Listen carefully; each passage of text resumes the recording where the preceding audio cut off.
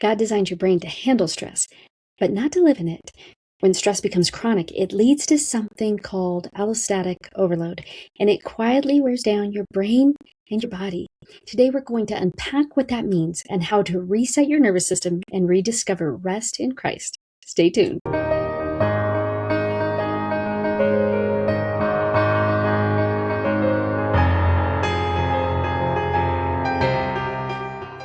Allostatic overload refers to the severe wear and tear on the body and brain as a result of chronic or accumulated stress, generally in amounts that exceed the nervous system's ability to adapt or cope. Allostasis is different than homeostasis. Homeostasis refers to the body's natural tendency to want to keep everything the same.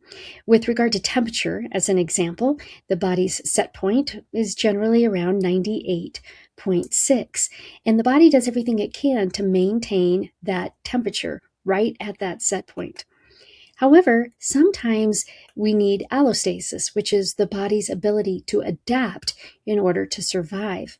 If we're left outside in cold or freezing temperatures for a long period of time, our body will no longer be able to maintain homeostasis, or the set point at 98.6 degrees. Therefore, we need allostasis. And what might happen in that situation is the body would increase the metabolism in order to keep the body warm. This also happens with mucus production when we get sick. The body will produce a ton of mucus in hopes of trapping bacteria or virus. God designed the brain and body to adjust under stress. That's why we have allostasis. And this stress response system is very good until it becomes overused. Allostatic overload is caused by prolonged or intense stressors that overwhelm the nervous system's ability to cope or adapt, and that can be driven by different kinds of stress. It might be driven by chronic stress or constant inescapable stress, the sort that we see in poverty or in toxic relationships or when people work high stakes or dangerous jobs. It might be the result of past trauma, particularly early life adversity or chronic exposure to traumatic events as you were developing. There are lifestyle factors that increase our allostatic overload. For example, poor diet, lack of physical activity, insufficient sleep. There are environmental factors as well, including chronic noise, pollution, and overcrowding. But remember, it's usually not one thing that causes allostatic overload, although it can be if it's an ongoing stressor. Generally, allostatic overload is the result of cumulative stress. Essentially, it occurs after repeated challenges or stress-related episodes when the body's alarm system gets stuck in the on mode, resulting in high cortisol levels and increased inflammation throughout the body.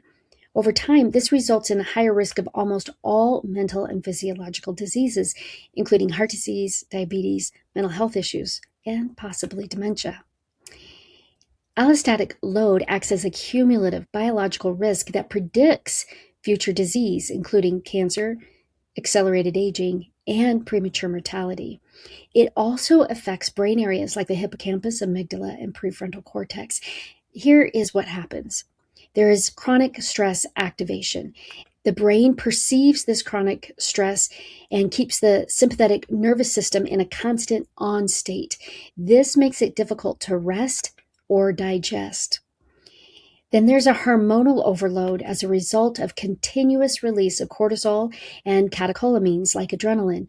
Those fail to turn off, leading to persistently high stress hormone levels. Over time, as the body attempts to compensate, there will be maladaptive changes. So, for example, in the cardiovascular system, we might see stiffening of arteries to manage sustained high blood pressure levels. There might be metabolic changes such as increased insulin resistance or abdominal obesity, high cholesterol. We also see changes in the immune system, such as increased chronic inflammation due to immune system dysfunction secondary to that chronic stress state. There's also structural brain changes that happen. The neurochemical overload causes structural changes such as shrinkage of the hippocampus and an overactivation of the amygdala. Together, those two things, the hippocampus being the learning and memory center and the amygdala being the emotional center, will affect memory and our ability to regulate our emotions.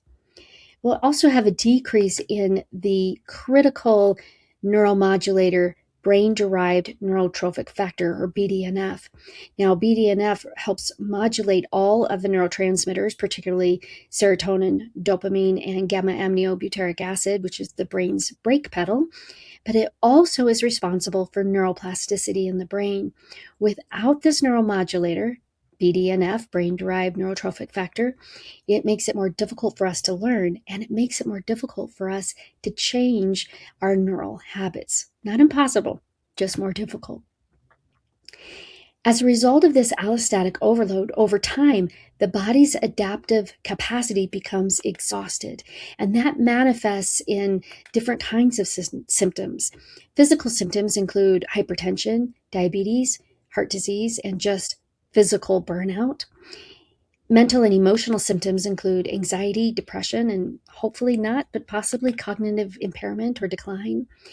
We also see accelerated aging and disease because there is cellular level damage that accumulates, and that leads to that premature aging and increased mortality.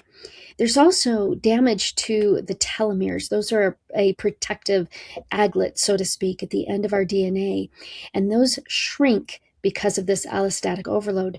Over time, that increases our risk for many diseases, not the least of which is cancer. But there are things that you can do to reduce your allostatic load.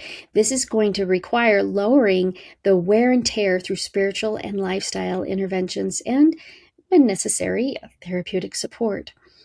So let me give you some steps to do that. First of all, prioritize care of the temple. That includes getting enough physical activity, regular exercise so that you can manage the cortisol levels, give the place for the cortisol to go, and practicing good sleep hygiene. I know this is a tricky one, but you really do need between 7 and 9 hours of quality sleep. Building your social support will help reduce that allostatic load. Build strong social connections. I know that's difficult. So many of you have families that don't feel safe or church communities where you've been deeply hurt. But find your people. Find a group of people with whom you can connect, who see you and make you feel loved and accepted for who you are. Integrate biblical truth. I cannot emphasize the power of the spiritual disciplines enough. Spiritual disciplines like prayer and meditation help reduce allostatic load because they quiet the nervous system and the amygdala. They improve the neurofibular bundles around the anterior cingulate cortex that gives us the ability to do hard things a bit easier and improve our emotional regulation. They also increase the volume and the blood flow to the prefrontal cortex and the hippocampus. With time, brain-derived neurotrophic factor, that BDNF that I talked about a minute ago, that returns to normal levels, and that helps have more access to neurotransmitters and greater neuroplasticity. When need be, seek out a good Christian therapist to help you learn some coping skills to manage stressful situations, some skills to reframe stressful or traumatic situations, and to give you some tools to put in your nervous system toolbox to increase distress tolerance and reduce emotional reactivity. This will also, as you learn new things, improve neuroplasticity and is neuroprotective. I hope this has been helpful for you. And until next time, may the Lord bless you and keep you.